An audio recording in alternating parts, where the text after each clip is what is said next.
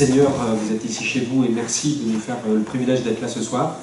Stéphane, merci aussi pour cette belle proposition et à chacun et chacune, bienvenue. Moi, je ne savais pas trop quoi vous dire ce soir. Il s'avère que j'ai fait 12 km hier, en un temps d'1 heure à peu près, voilà. Et je dois avouer que le sport a une place centrale dans ma vie pour une raison simple, c'est que ça me permet d'évacuer beaucoup de choses. D'abord, il m'arrive souvent de prier le chapelet quand je cours, parce que je cours souvent seul. Il se trouve que la récitation du chapelet est quelque chose d'assez simple à faire quand on court sur la voie verte. Moi, je fais Gauville, j'habite à Gauville, donc je fais Gauville-Bac-Puy, voilà. Aller-retour, ça fait pile poil 12 km. Et je suis très très sensible au sport parce que j'ai une éducation sans doute que certains diraient un peu jésuite. C'est-à-dire, il y avait la nourriture intellectuelle, académique, où c'est très important de se former, ou lire, écrire, compter. Et puis en même temps, de prendre soin de son corps pour continuer à être vigilant et, si je peux me permettre de le dire comme ça, un peu performant. Voilà. Et du coup, je me suis demandé sur quoi j'allais m'appuyer pour vous parler, et très brièvement, je voudrais vous parler de l'Épître aux Romains. Si vous regardez dans l'Épître aux Romains, au chapitre 5, verset 4, on parle beaucoup de persévérance. Et on parle de persévérance chrétienne dans le sens d'un sportif, quoi. Dans l'Épître aux Romains, on essaye de convaincre les jeunes communautés chrétiennes que la persévérance, c'est un effort. Et quand on fait du sport et quand on est chrétien, je pense que on ne peut pas évacuer cette question de la persévérance. Vous savez, moi quand je pars, je reprends l'exemple de partir courir, quand je mets mes baskets, une fois sur deux, je me dis mais j'ai pas envie. Voilà, ça me saoule, j'ai pas envie, il y a plein de trucs à faire, et puis il y a tout le temps plein de trucs à faire, plein de mails, plein de ceci, plein de cela, des occupations, les courses, la lessive, le ménage, enfin bon bref, tout. Et quand j'ai mis mes baskets et je commence à partir, je me dis je peux pas repartir en arrière. Il faut que j'aille au terme de ce que j'ai prévu, il faut que j'aille au terme de ce qui est envisagé, parce que ça va me faire du bien, parce que je vais me réaliser, parce que quand je vais revenir, je vais être fier de ce que j'aurais fait. Et bien ça peut sembler un peu simplé ce que je vais dire, mais tous les jours dans mon quotidien, dans ma mission de chef d'établissement, ou dans mon engagement de chrétien, que ce soit en paroisse ou ici dans cette maison, c'est vraiment cet esprit du sportif persévérant, un petit peu comme Saint Paul nous invite à l'être au quotidien dans notre foi, qui me permet de me dire que voilà, le sport, ça me permet de respirer dans ma foi. Donc je suis très heureux de vous accueillir ce soir pour parler de tout ça, parce que j'en vis et que c'est une bonne chose, et je suis content de vous voir tous ici rassemblés pour pouvoir vivre du sport, et autant que possible chrétiennement. Merci beaucoup. Merci cher Alexandre. Bonjour à tous, bonsoir à tous plus exactement. Merci d'être venus ce soir à Notre-Dame Saint-François. Il ne faut pas que je dise Saint-François, mais bien Notre-Dame Saint-François. Très heureux de vous accueillir effectivement dans les locaux de ce qui était autrefois donc Saint-François de Sales, le patron des journalistes, un lycée qui m'est cher, aussi parce que j'y ai passé mon bac, mais parce que j'y ai croisé mon épouse. Voilà, ici présente. C'était pour la petite histoire. Merci, monsieur le directeur, de nous permettre d'acter ce deuxième temps fort d'Holy Games. Après, faut-il le rappeler, le tout premier événement avec la bénédiction de la chapelle dédiée aux sportifs qui est située à la cathédrale, dans notre si belle cathédrale d'Évreux. Quelques mots sur Holy Games. L'Église aime le sport. Le sport et la foi partagent de nombreuses valeurs communes, ces valeurs qui nous guident pour vivre ensemble dans la paix. Holy Games, c'est tout un programme avec exactement 4 pôles d'action pour porter les projets que sont la solidarité, l'éducation, la mission et la spiritualité. La conférence de ce soir s'inscrit à travers ces 4 pôles d'action. Alors le titre de la conférence débat de ce soir, je dis bien conférence débat, est sport, spiritualité, communion pour un esprit de corps. Nous allons tenter de montrer que le sport n'est pas qu'un exercice physique pour se détendre, pour se donner bonne conscience, mais qu'il peut être aussi un exercice spirituel quand il s'agit de parvenir à des objectifs précis, d'atteindre des performances parfois hors du commun, et de vouloir gagner une médaille d'or, ou tout simplement de battre son propre record personnel. Nous avons trois invités que je remercie d'être parmi nous. Merci Monseigneur d'avoir encore accueilli avec joie cette proposition de conférence à Notre-Dame Saint-François. Je vais commencer par vous présenter. Donc, quelques mots vous concernant, Monseigneur. Une belle formation, le séminaire français de Rome, diplômé d'une école de commerce reconnue, l'ESSEC. Vous obtenez aussi une maîtrise de théologie à l'Institut catholique de Paris. Ensuite, un parcours très riche. Vous avez été notamment directeur au séminaire de Paris durant près de 10 ans, aumônier d'établissement scolaire sur Paris. Et ça, je tenais à le souligner parce que ça montre aussi votre je ne vais pas dire passion, mais votre grand intérêt pour le monde de l'enseignement. Curé de la paroisse Saint-Louis-en-l'Île, puis supérieur et recteur du séminaire de Paris. Donc le milieu de la formation vous parle bien. Je rappelle votre devise épiscopale, témoigner de l'évangile, de la grâce de Dieu. Nous ferons peut-être allusion tout à l'heure à votre devise, parce que le mot grâce appelle certainement des commentaires. Merci Monseigneur. Je vais vous présenter aussi le Père Bruno Sautreau, qui est à la gauche de Monseigneur. Bonsoir Père Bruno, vous êtes prêtre du diocèse de Meaux, en Seine-et-Marne, à l'est de Paris, ordonné le 26 juin 90. 29 juin, oui, m'a-t-il rappelé, le jour de la Saint-Pierre-Saint-Paul. Prêtre au service du pôle missionnaire des rives de l'Ourcq, à la Marne, membre de la pastorale des industriels forains et des gens du voyage. Sportif, vous l'êtes. Depuis plus de 30 ans, vous dites avoir fréquenté autant de stades que d'églises. Un vrai passionné de sport. Vous avez été joueur de football, arbitre, éducateur de foot, au sein du club de Bussy-Saint-Georges. C'est ça, Bruno? Beaucoup de clubs. Bon. Vous êtes aussi membre de la commission des délégués sur votre diocèse, des délégués de foot. Là où il y a des gens, il y a Dieu. Et faire du foot, c'est quelque part s'approcher de Dieu, dites-vous. Un grand merci, Père et chers collègues. Je dis bien chers collègues parce que nous fréquentons les mêmes milieux, les instances du football. Exactement. Troisième intervenant, le Père Dominique Barnerias. Merci Père d'être venu en vélo pour vous montrer qu'il ne triche pas. Il l'a mis là, hein. Il vient de plaisir. Exactement. Et il m'avait appelé il y a quelques semaines en me disant je serai le week-end sur Lisieux, je ferai peut-être Lisieux-Évreux et puis j'arriverai à l'heure pour la conférence. Ça. Donc le Père Barnerias est prêtre du diocèse de Versailles, il a été ordonné en 1995, curé de paroisse à Plaisir, ville de 31 000 habitants située à 30 km à l'ouest de Paris. Vous êtes docteur en théologie. L'intitulé de votre thèse était la suivante: la paroisse dans les synodes diocésains français de 1983 à 2004. Réception et appropriation. Vous aviez obtenu la plus haute mention, et c'était en 2009. Vous êtes notamment l'auteur d'un livre qui s'intitule « La paroisse en mouvement », écrit en 2011, qui reprend une bonne partie de vos travaux de recherche. Vous êtes enseignant au séminaire Saint-Sulpice d'Issy-les-Moulineaux et aussi à l'Institut supérieur de pastorale catéchétique au sein de l'Institut catholique de Paris, l'ICP.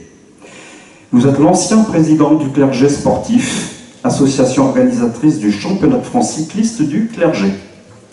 Vous participez depuis l'an 2000 à cette épreuve qui rassemble de plus en plus de prêtres, diacres, religieux et religieuses.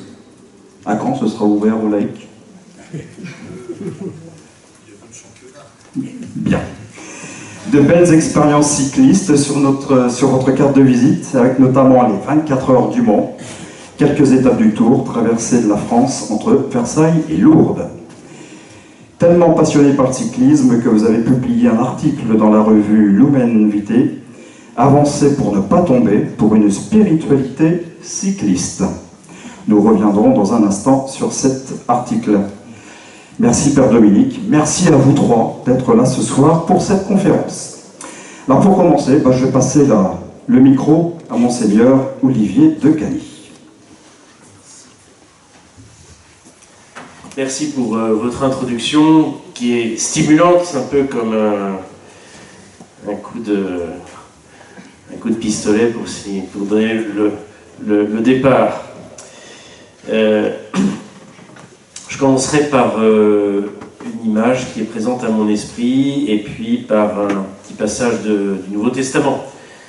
L'image, c'est celle de Saint Carlo, enfin bientôt saint, bienheureux Carlo Acutis, dont on parle beaucoup en ce moment. Je crois qu'on a raison parce que c'est, à mon avis, un grand saint. Je suis en train de découvrir sa vie et ce qu'il a écrit. Et je pense que c'est un grand saint, vraiment, à l'instar de d'autres saints jeunes, comme Thérèse de Lisieux, ou comme Dominique Savio, ou comme, voilà. C'est vraiment de ce niveau-là. Et c'était un sportif. Et il est enterré... Alors il dit lui-même qu'il n'était pas le meilleur en foot, hein. En foot, en voile, en ski. Bon, il était d'une famille assez aisée, donc ça lui ouvrait quand même pas mal les portes de sport un peu qui peuvent coûter un certain prix, mais en tout cas, il se disait pas le meilleur, il était bon, mais pas forcément le meilleur. Et en tout cas, son cercueil est exposé avec une partie transparente et il est enterré avec son comment ça s'appelle son survêtement de sportif, quoi. Donc il est là, couché, puisqu'il est mort à 15 ans, vous connaissez peut-être sa vie, il est mort d'une leucémie foudroyante en quelques jours, mais il a eu le temps d'être un grand saint, quoi. Et quand il vit le sport, quand il pratique le sport, il est véritablement donné à ce qu'il fait. Et ça, je crois que c'est un trait aussi de sa spiritualité, c'est d'être entièrement donné dans ce qu'il fait au moment présent. Quand il aide un pauvre, quand il aide un ami en classe qui est nul et qu'il peut l'aider un peu pour ses devoirs, quand il va visiter des personnes âgées, quand il va à la messe, quand il dit son chapelet, il se donne tout entier dans ce qu'il fait. Et je crois que c'est un trait de spiritualité qui est très essentiel pour aujourd'hui et pour demain, comme il l'a toujours été, mais en particulier aujourd'hui. C'est de s'engager pleinement dans ce qu'on fait. C'est pas si évident que ça. Et le sport est un des lieux où il le faisait. Un autre trait du sport qu'il vivait à fond, c'est d'être avec les autres et de rendre les autres heureux.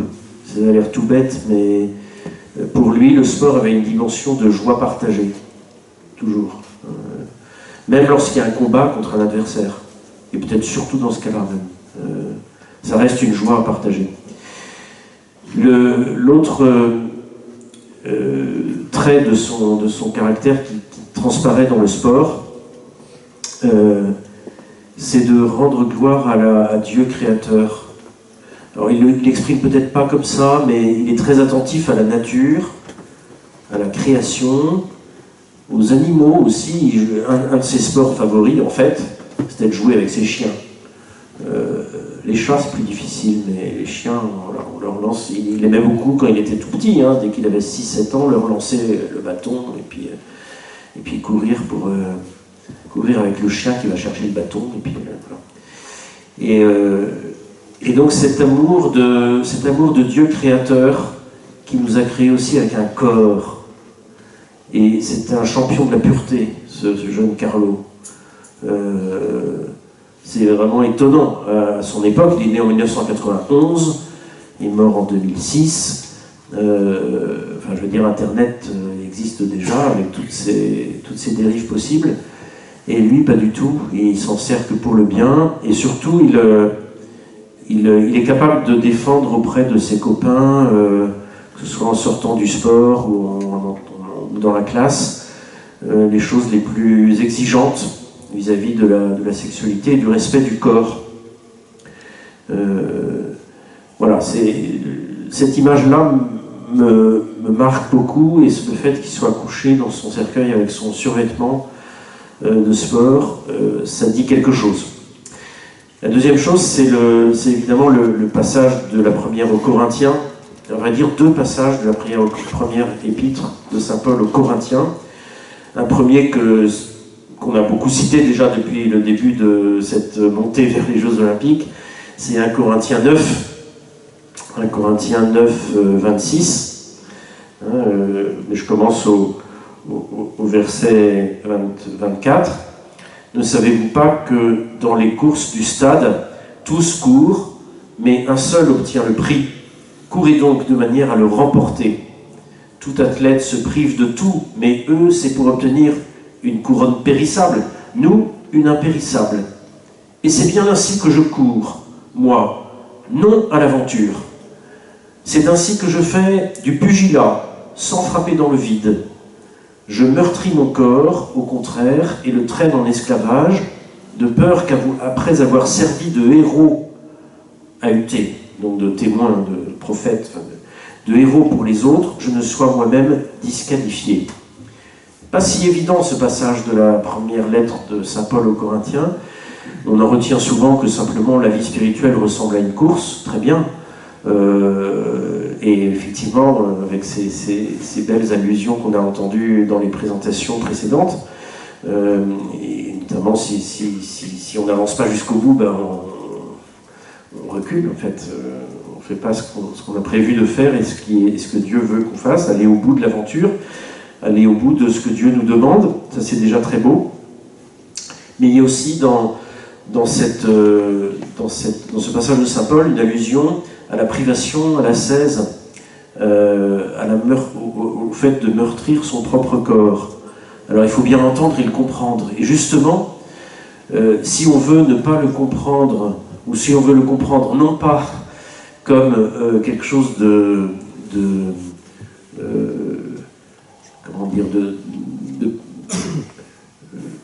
une mauvaise vision de l'ascèse, qui serait, je ne trouve plus le terme de cette mauvaise théologie qui pointe sur le péché. Voilà. Pourtant, c'est évident. De ne pas le voir de façon trop janséniste, même s'il y a dans le jansénisme des choses peut-être justes, mais il y a aussi quelque chose de très mauvais, c'est de penser que Dieu nous juge en nous condamnant, toujours. Voilà. Et que le péché est toujours la chose essentielle dans la vie de l'homme. Non, la chose essentielle, la chose la plus profonde, en synthèse, en orientation fondamentale de l'être humain, c'est la sainteté, c'est la résurrection, y compris la résurrection de la chair. Et donc c'est la beauté aussi de la création humaine qu'est le corps humain, qui est beau. Et Saint Carlo Acutis disait souvent, il y en a tellement qui courent après, qui cherchent la beauté de leur corps, mais au fond ça c'est périssable, c'est pas comme les fleurs. Mais ce qui n'est pas périssable, c'est la beauté de l'âme. Et Carlo Acutis fait ce comparatif sur la beauté du corps et la beauté de l'âme.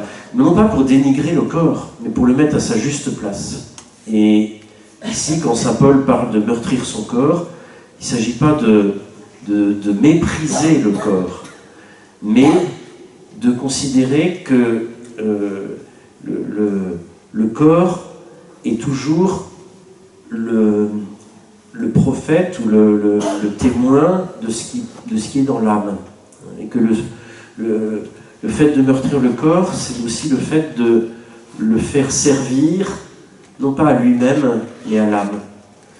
Et j'aime bien cette image qui n'est pas dualiste. On n'est pas un corps et une âme qui se combattent l'un l'autre comme on serait manichéen et qui aurait un principe du bien, un principe du mal.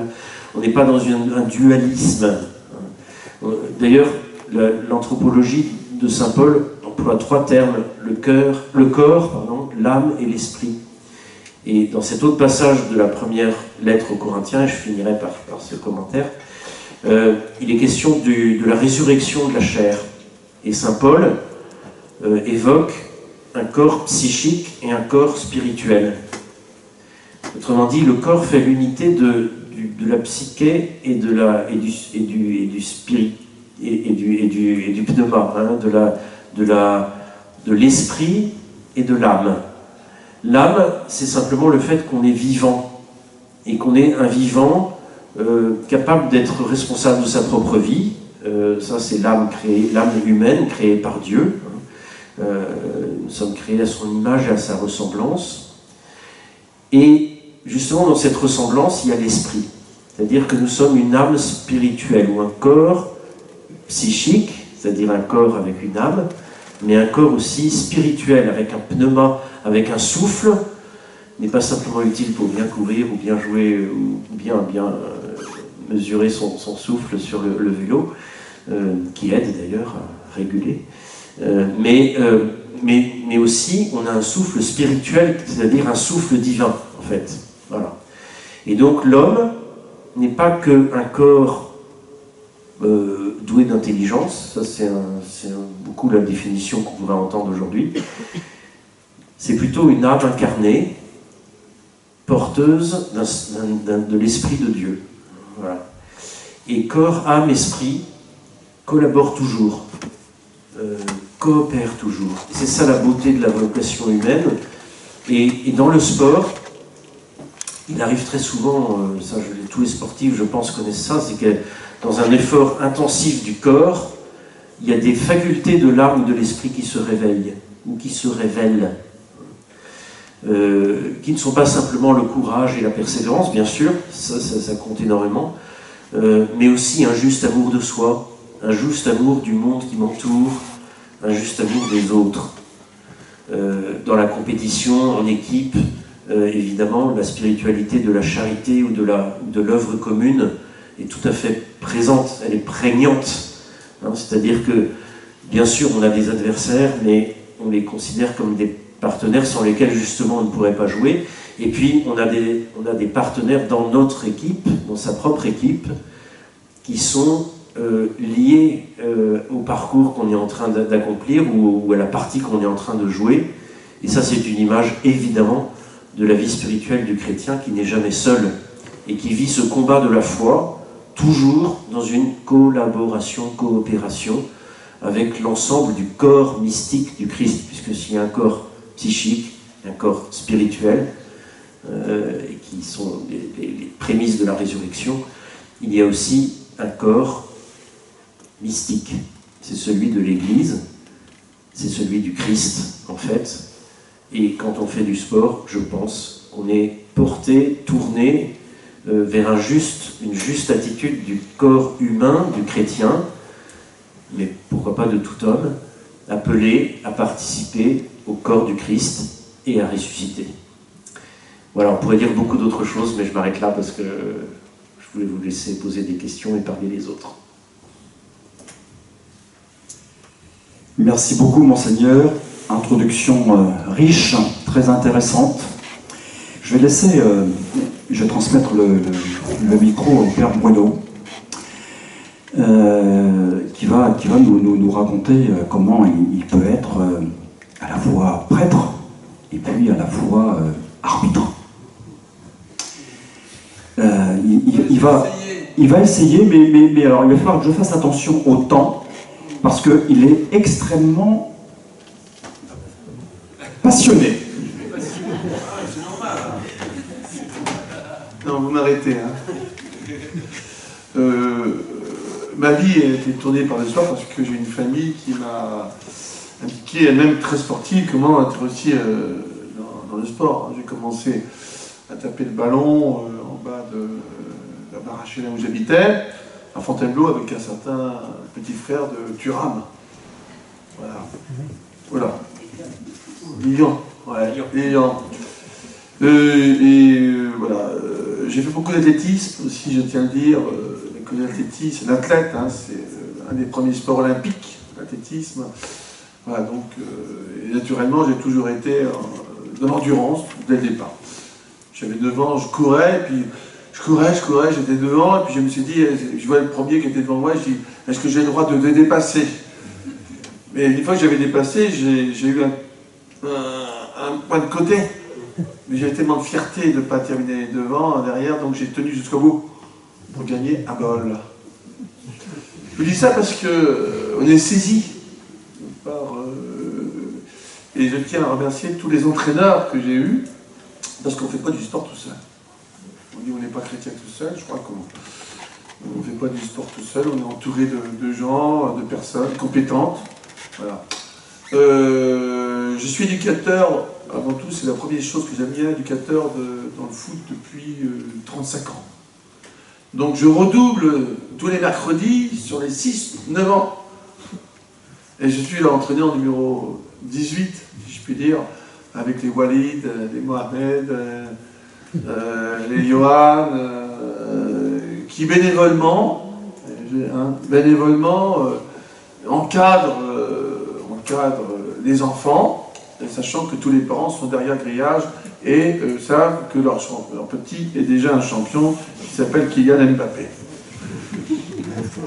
Simplement, on leur rappelle qu'être là, c'est, pour un enfant, être heureux d'être là, de faire du sport, d'être avec ses copains, ses amis. Depuis pas mal de temps, depuis 10 ans, je vois surgir aussi l'apport des filles dans le sport qu'est le football. Et donc, on ne dit pas entraîneuse, on ne dit pas entraîneur, on dit madame entraîneur, mademoiselle entraîneur, hein, on n'a pas encore trouvé le mot.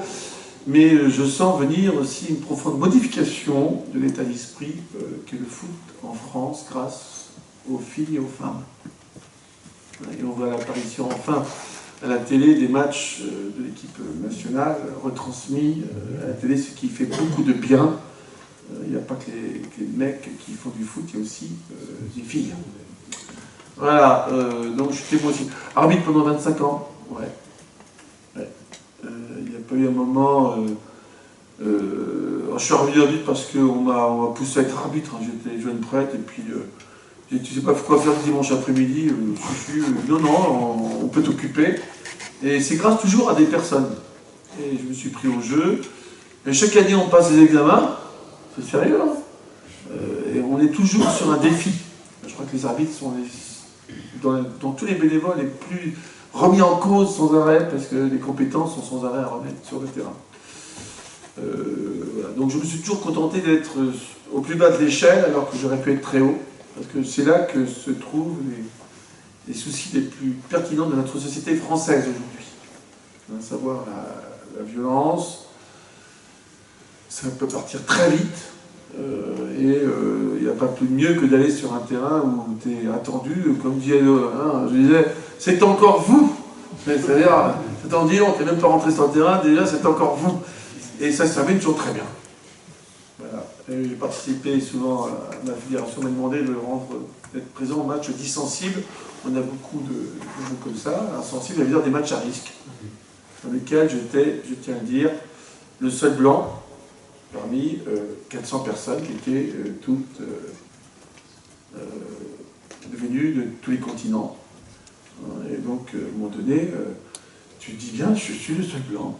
Il va falloir que j'aille au bout de ce match, sachant que devant, partout, il y aura aussitôt une espèce de communautarisme qui peut se montrer, et on est la Fédération française.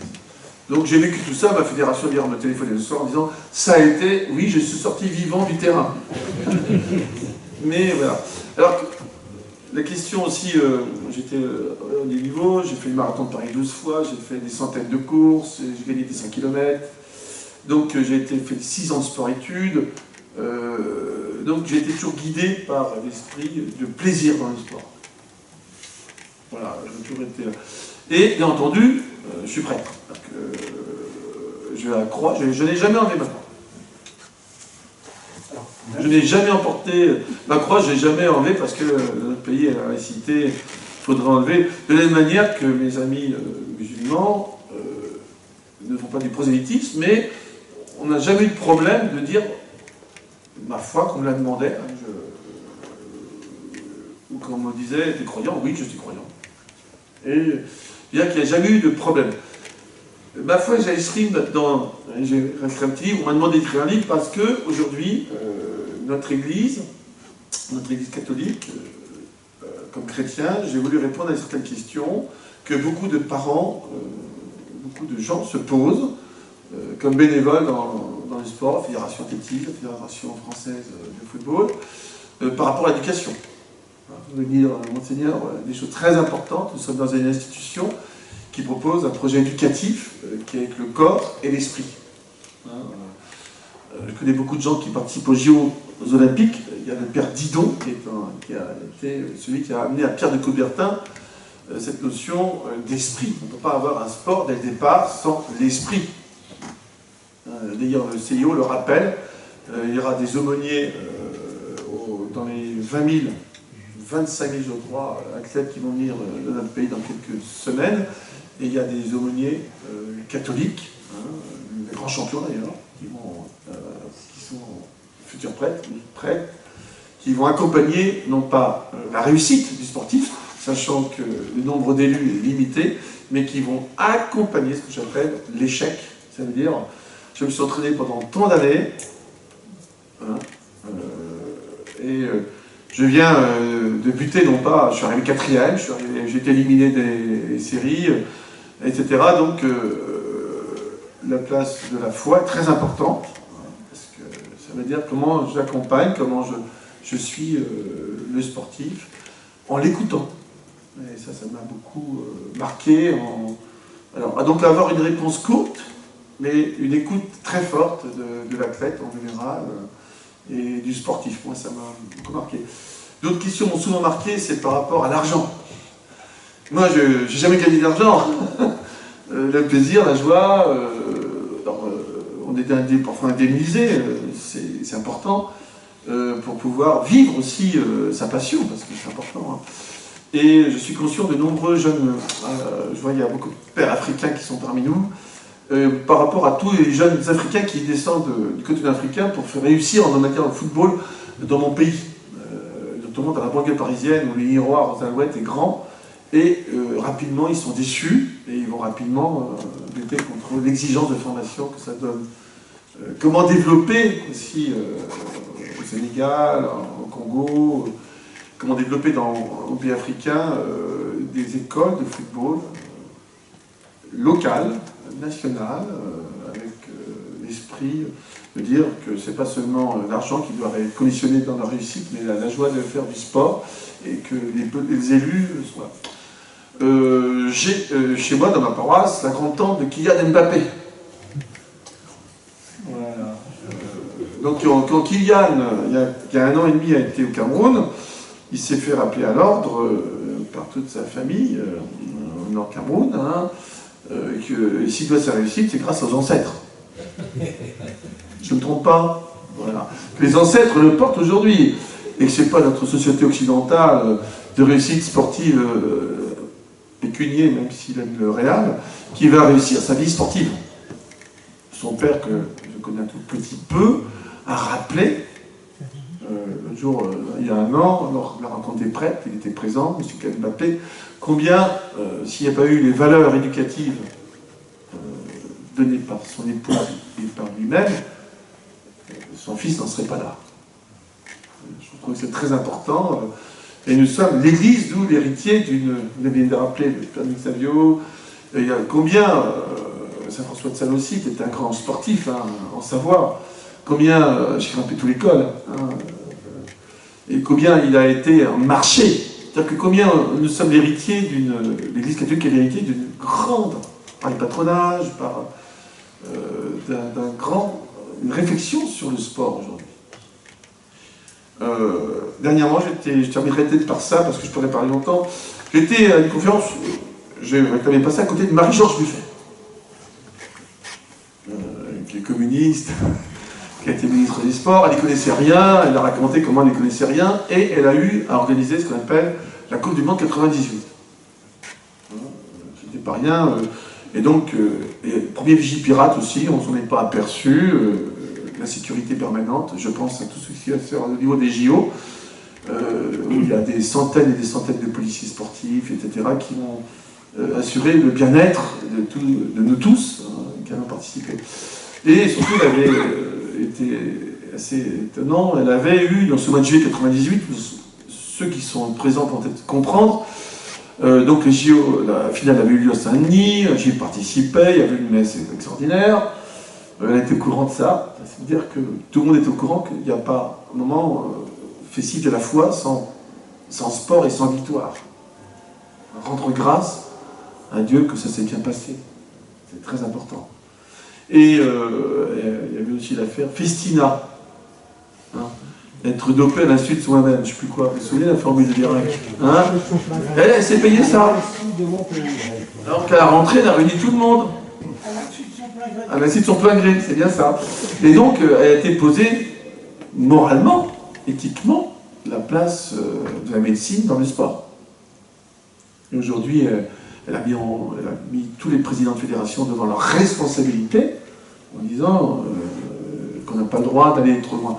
Donc, toute ma vie a été posée par cette question du sport que j'aime, comme plaisir, mais aussi les questions éducatives que pose le sport en soi.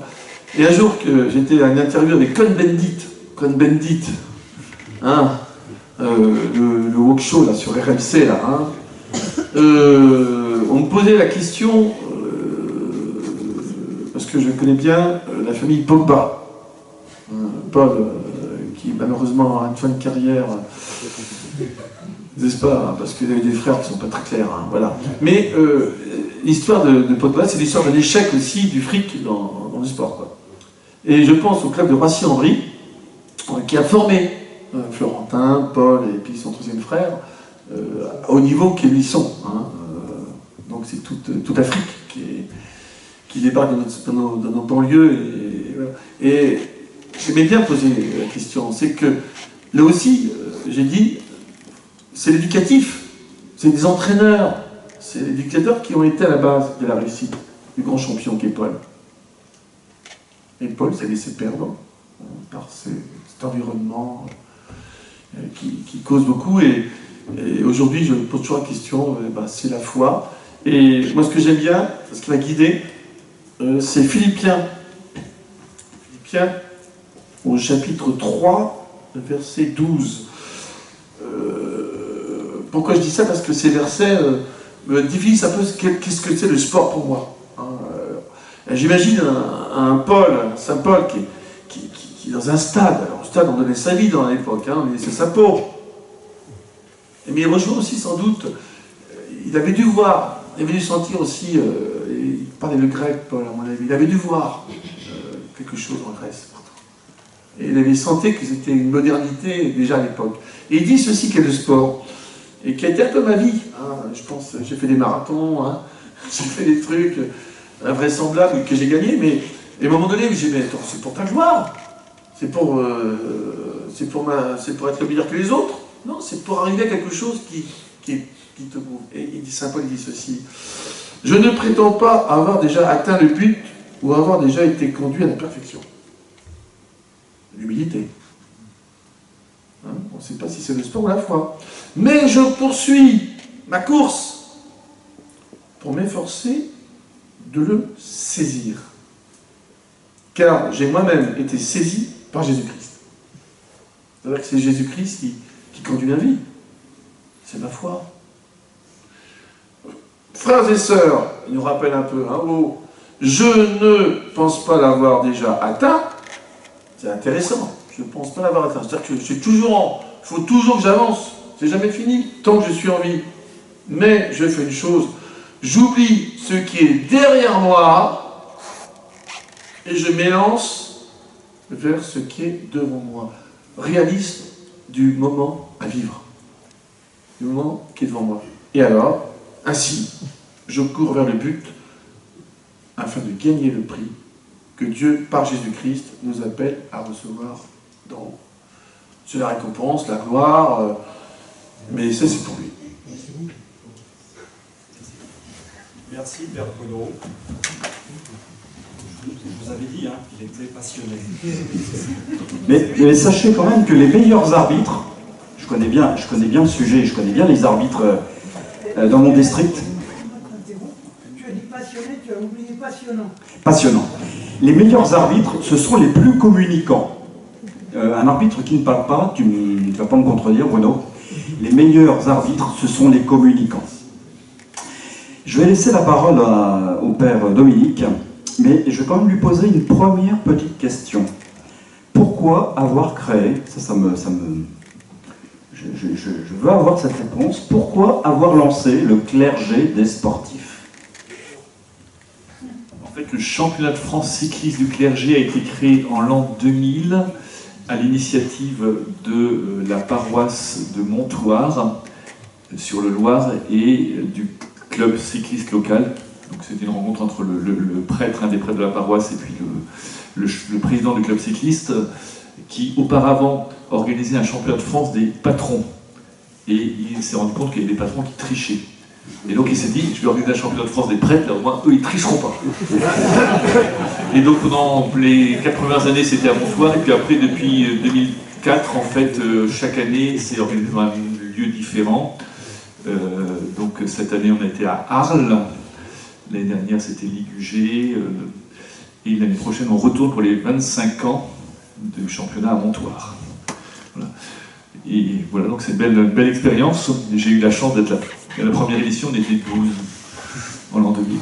Alors, évidemment, le Nouveau Testament ne parle pas de vélo, mais je vous propose de partir en fait d'un texte de Madeleine Delbrel, qui a vécu au XXe siècle, qui s'appelle « Spiritualité du vélo », donc qui est écrit dans les années, fin des années 40, je pense des années 50. Allez, nous dites-vous à tous les tournants de l'Évangile. Jésus dit « allez ». Pour être dans votre sens, il faut aller, même quand notre paresse nous supplie de demeurer. Vous nous avez choisis pour être dans un équilibre étrange, un équilibre qui ne peut s'établir et tenir que dans un mouvement, que dans un élan. Un peu comme un vélo qui ne tient pas debout sans rouler. Un vélo qui reste penché contre un mur tant qu'on ne l'a pas enfourché, pour le faire filer bon train sur la route. La condition qui nous est donnée, c'est une insécurité universelle vertigineuse. Dès que nous nous prenons à la regarder, notre vie penche, se dérobe. Nous ne pouvons tenir debout que pour marcher, que pour foncer dans un élan de charité. Tous les saints qui nous sont donnés pour modèle, donc elle parle des saints d'autrefois, où beaucoup étaient sous le régime des assurances, une espèce de sécurité spirituelle qui les garantissait contre les risques, les maladies, qui prenaient même en charge leurs enfantements spirituels. Ils avaient des temps de prière officiels, des méthodes pour faire pénitence, tout un code de conseil et de défense. Mais pour nous, c'est dans un libéralisme un peu fou que joue l'aventure de votre grâce. Vous vous refusez à nous fournir une carte routière. Notre cheminement se fait de nuit. Chaque acte à faire à tour de rôle s'illumine comme des relais de signaux. Souvent, la seule chose garantie, c'est cette fatigue régulière du même travail chaque jour à faire, du même ménage à recommencer, des mêmes défauts à corriger, des mêmes bêtises à ne pas faire. Mais en dehors de cette garantie, tout le reste est laissé à votre fantaisie qui s'en donne à l'aise avec nous. Alors, de fait, à partir de ce texte de Madeleine Delbrel, on peut souligner quelques points entre la pratique cycliste et la vie spirituelle chrétienne.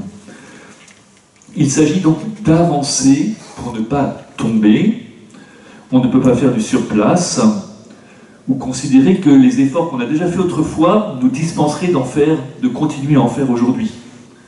Voilà. Le vélo, comme tout sport, demande de l'entraînement, de la persévérance, de la régularité.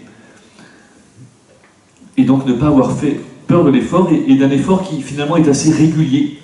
C'est le propre de ce mouvement qui est toujours le même. Mais en vélo, on fait aussi l'expérience de la grâce. Il y a l'effort et la grâce. Parce qu'en fait, on est porté par la machine. Et par moments, on est entraîné par l'élan. Voilà, on a à peine besoin de pédaler, on peut se reposer, se redonner de l'énergie. Et dans la vie spirituelle, c'est pareil, hein. Il y a des moments aussi où on se sent porté par la grâce, on récolte les fruits de ses efforts précédents, le Seigneur nous illumine, nous réjouit. Mais voilà, si on veut vraiment franchir un un col ou un sommet, le Galibier, l'Izoard ou le Mont Ventoux, quelques ascensions que j'ai eu l'occasion de faire, eh bien, on vit quand même une expérience de s'élever vers les hauteurs par la seule force de ses muscles, voilà, mais aussi en allant plus vite que si on allait à pied. Voilà, et vraiment, il y a l'élévation aussi de l'âme et du corps en même temps, dans la montée. Et le silence. Le vélo est un sport silencieux quand on est dans la nature, quand il n'y a pas trop de voitures. Alors, une autre caractéristique du cyclisme, c'est que c'est un sport à la fois d'équipe et individuel. On peut bien sûr le pratiquer tout seul, hein, voilà, enfourcher son vélo, partir à l'aventure là où on a envie d'aller, ou là où on a besoin d'aller. Ça peut être aussi un moyen de transport. Mais dans un peloton, on expérimente une vraie communion avec les autres cyclistes. Communion dans l'effort, dans le mouvement, dans le partage d'une passion. Et en fait, chacun est responsable des autres. Quand on roule en peloton, on doit veiller les uns sur les autres parce qu'un mouvement de travers ou mal maîtrisé peut entraîner une chute. Et ça va vite.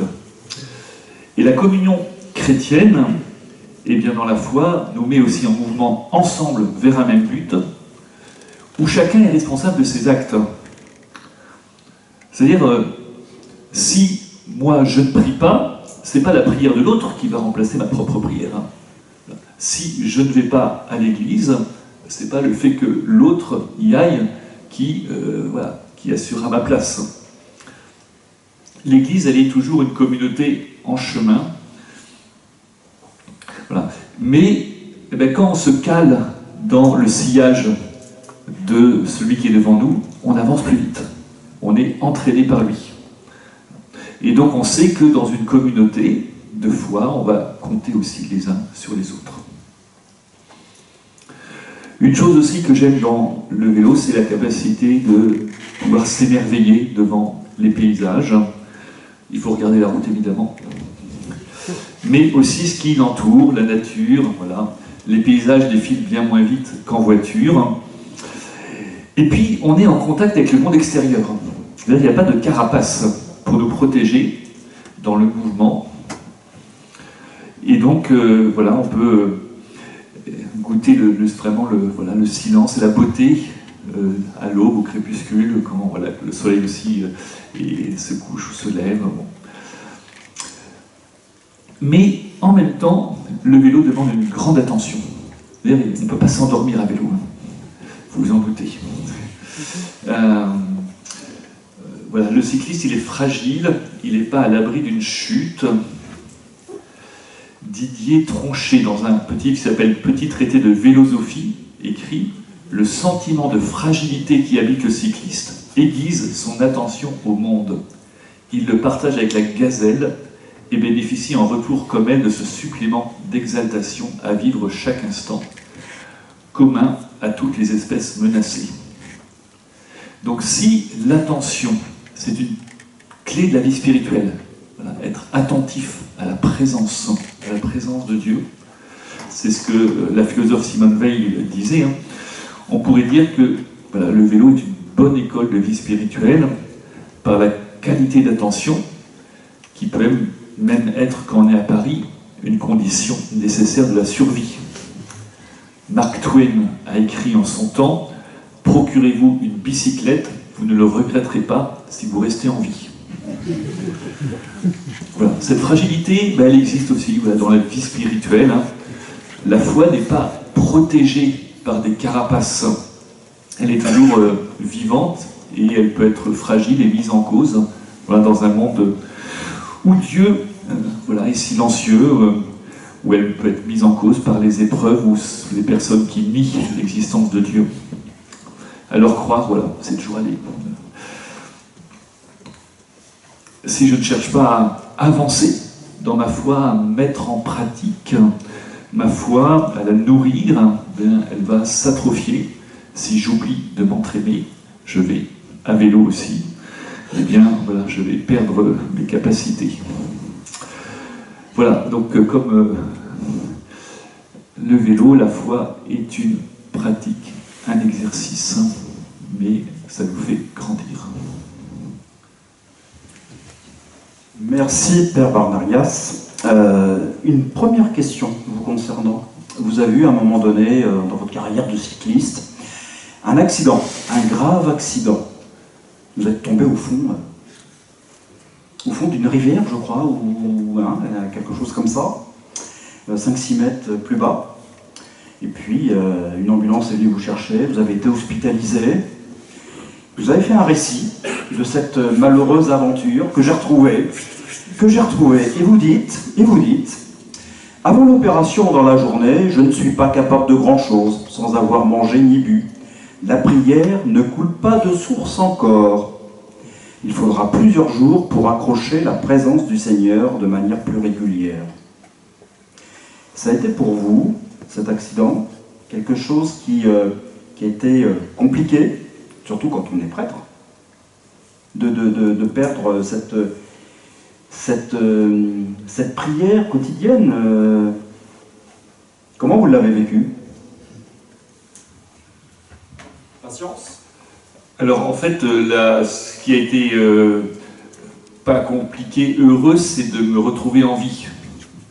Parce que j'ai quand même eu très peur, parce que je suis passé par-dessus le parapet d'un pont et donc j'ai basculé en dessous de la route pendant le championnat de France cycliste du clergé de 2022 en Ardèche. Voilà, et donc voilà, j'ai eu tout de suite, je me suis dit, je suis là, merci Seigneur. Et puis après, de fait, j'étais dans les vapes un peu, parce que j'ai eu une fracture de la cheville, donc j'ai été opéré le lendemain, et j'ai pas pu manger pendant un certain temps. mais en fait, après, c'est une nouvelle condition qui m'arrive, d'être blessé, d'avoir un plâtre pendant 6 semaines, de ne pas mettre le pied par terre pendant 3 mois. Et donc, on vit avec cette fragilité-là, et puis on continue, et donc il faut à nouveau persévérer et faire des efforts pour travailler pour arriver à reprendre l'exercice, la marche et le vélo, et heureusement, je me suis... Donc c'était il y a 2 ans, en fait, c'est en 2022, donc maintenant ça va mieux. Merci Père Dominique. Monseigneur, vous voulez rajouter quelque chose? Le Père Bruno. Père Bruno, tout à l'heure, il a dit je ne me cache pas, je m'accrois. Tous les joueurs vous connaissent, vous te connaissez, parce qu'on se tutoie avant la soirée, la conférence. Les joueurs de foot sur le district de Seine-et-Marne savent tous que tu es prêtre? Non. Non. Non, ils savent pas. Heureusement qu'ils savent pas. Non, heureusement qu'ils savent pas. Par contre, certains m'ont dit qu'une fois j'avais eu un match très difficile, un match à risque et tout. On était un trio. La fédération me nommait à chaque fois avec ce trio. Alors, 1m90, musulman, et Carlos, portugais, 1m65. Et j'étais central. Le match se déroule difficilement. Il y avait quand même 600 personnes dans les tribunes. C'était les Portugais de Ponto contre les Antillais de Meaux. Ça devient la finale. Là. Et il y a eu 3 expulsions. Quand les expulsions, c'est les joueurs ne peuvent pas rester sur le terrain. Moi, j'étais connu pour être plutôt cool, mais précis. Donc, les joueurs peuvent sortir et tout. La fin du match arrive. On a mis 20 minutes. On a une technique, c'est que je fais l'arrêt du match. J'avais prévu le truc dans ma tête. J'ai fait l'arrêt du match à le point le plus éloigné du vestiaire, sur le terrain. Donc automatiquement, les joueurs se dirigent vers, dès que c'est fini, à moins de te serrer la main, se dirigent naturellement vers le vestiaire. Là, ils sont tous venus. Et là, ils ne sont pas venus dire c'était sympa, ils ne sont pas venus pour ça, ils sont venus pour dire toi, t'es le plus grand connard que l'acteur connaisse. On est sur le terrain de la vie, n'est-ce pas? Alors, on a dit attention à ce que vous allez dire, parce que on note tout. Donc ça c'est bien. Mais ils m'ont fait comprendre que je n'allais pas quitter le terrain tout de suite. Voilà, c'est les secours qui arrivent. C'est la BAC qui arrive. Oui, parce qu'en général, les téléphones... Et je pense à tous les arbitres du monde, femmes ou hommes, qui vont vivre une situation difficile. Donc on est revenu tranquillement et négocier. Et il y a mon copain qui est Ahmed qui me dit si vous touchez lui, vous touchez moi, donc vous toucherez un prêtre. Les mecs ont tout d'un coup dit on est en plein ramadan. Donc là, ça commence à tourner dans la tête et tout. Donc on est rentré tout doucement, et après avoir signé toutes les fins du match, on a eu une conversation extraordinaire. Si tu rentres chez toi, à ton épouse, tu peux redire tous les mots que tu as dit à tes enfants. Bon, certains étaient quand même plus âgés. Et c'est là qu'on s'aperçoit qu'on ne cause jamais de la foi. En fait, on est en train de la vivre à travers la passion qu'est la nôtre. Et je me suis dit, et là, bah voilà. Alors ça a eu sa renommée, au point que ce match m'a permis de recevoir le prix du fair play dans notre société laïque et française, du fair play par le ministre à l'époque, Guy Dru. Je trouve ça intéressant que notre situation parfois de non-violence, la non-violence, c'est un combat, hein. C'est une fermeté. Hein, c'est pas quelque chose à l'eau de rose dans la société civile. Hein, ça veut dire savoir dire je refuse les propos qui vous avez tenus, je ne suis pas d'accord avec l'attitude. Et le pire, c'est vous savez ce que c'est que le pire? C'est le crachat. J'ai jamais reçu un coup de poing, mais un crachat, vous savez, en plein visage. Le gars, il se pointe, paf, il crache, pouf. J'en voulais quand même au Maroc. Il est sorti. Et c'est un chrétien qui me dit, mais dis donc, Bruno, dans ton évangile, t'es chrétien, t'es prêtre en plus. Ouais. Qu'est-ce que tu lis dans ton évangile? Ton patron, là, le Christ, on lui a craché dessus. Il n'a rien dit. Et bien c'est la haine, enfin la haine, on a un peu la violence que tu subis d'un crachat, et ben j'ai dit ça s'est retransformé. Comme quoi le Christ j'avais pas vu, j'avais pas su comprendre. La foi est donnée à travers l'acte sportif ou l'acte de non-violence.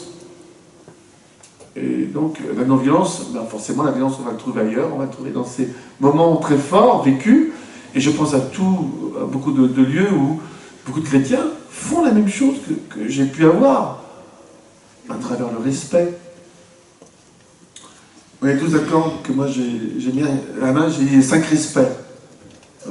Ça m'est venu par les gens, le respect de soi, le respect des autres, le respect des règles, le respect des objets, des biens, et le respect de Dieu. Vous rejoignez toutes les religions. Et à travers le respect de soi, c'est le premier des respects. Éducateur, athlète, tous ceux qui sont sur un terrain, c'est pour le respect de soi. Voilà, je voulais dire ça, c'est parce que la fédération, elle aime bien cette parole, elle aime bien parce que ça correspond à tout homme conscient d'une conscience, d'un esprit en soi, du corps qui est là et l'esprit qui est en nous. Moi, j'ai une question bien précise et à la rigueur, une question de terrain. Une question de terrain. Il s'avère que j'appartiens dans mes instances du football à la commission de discipline, donc je suis amené à recevoir en audience des joueurs de football qui ont fait une bêtise un mois auparavant, 3 semaines, un mois auparavant. Souvent, l'arbitre est présent à ces audiences.